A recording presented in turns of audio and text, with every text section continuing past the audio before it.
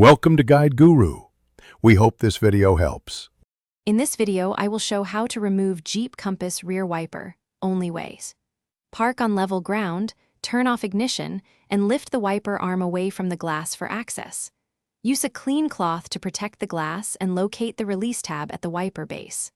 Pry the cap if present, depress the tab, and slide the wiper blade off the arm with steady pressure and a slight pull.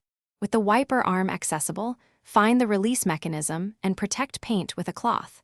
Use a gentle pry to remove any cap and expose the connection. Press the release tab firmly while pulling the blade assembly toward the pivot to unclip it. Keep fingers clear of the arm spring and keep the old blade as a template for the replacement. Clean the mounting area before fitting the new blade.